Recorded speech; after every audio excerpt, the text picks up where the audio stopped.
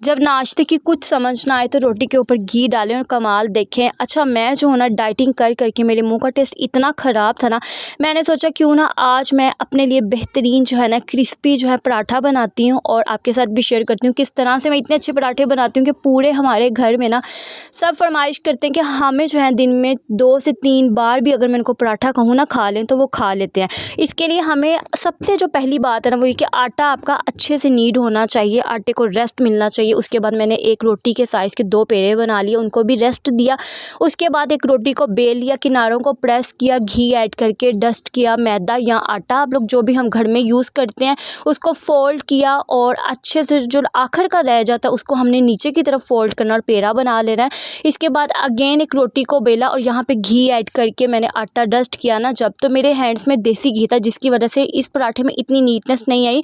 लेकिन आपने इसके कट्स लगाने, आप लोग पिज़्ज़ा कटर से कट्स लगा के इसको फ़ोल्ड करें और जो आखिर में रह जाएगा उसको भी नीचे की तरफ फ़ोल्ड करके इस तरह से आपने 2 पराठे बना लेने हैं। पराठे क्रिस्पी हमेशा घी से बनते हैं और अगर आप में उसको रेस्ट देंगे ना उस पराठे को, उस पेड़े को, तो वो बहुत क्रिस्पी भी बनेंगे, लेयर्स वाले बनेंगे।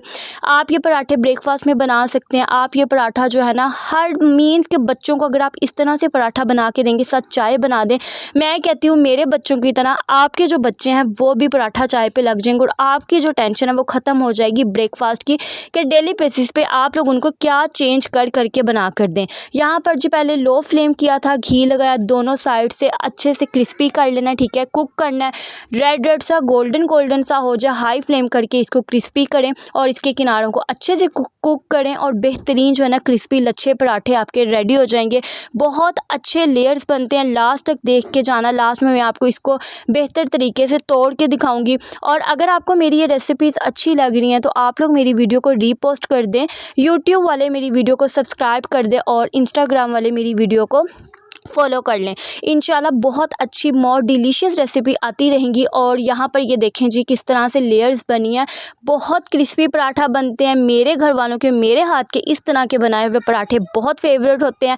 अगर आप भी अपने घर में फेवरेट होना चाहते हैं तो आप भी ये पराठा जो है नाश्ते में ज़रूर बना के तारीफ़ें वसूल करें। और ये देख सकते हैं आप इसकी फ़ाइनल लुक पराठों की बहुत बेहतरीन है, डिलीशियस बने हैं। और इसके साथ आप कोई भी एग्स बना सकते हैं, ठीक है, रात का बचा हुआ अगर आप सालन भी देंगी ना तो भी आपके हस्बैंड, घर वाले और फैमिली जो है खुशी खुशी खाएंगे। ये रही जी हमारे पराठों की फाइनल लुक जिसमें मैं आपको तोड़ मोड़ के दिखा रही हूँ कि नरम भी है, क्रिस्पी भी हैं और जिस तरह से पराठे हो जाते हैं ना चिड़े चिड़े, बिल्कुल भी ऐसे नहीं है, नरम होने के साथ साथ क्रिस्पी भी हैं। मिलूंगी नेक्स्ट रेसिपी में। अल्लाह हाफिज़।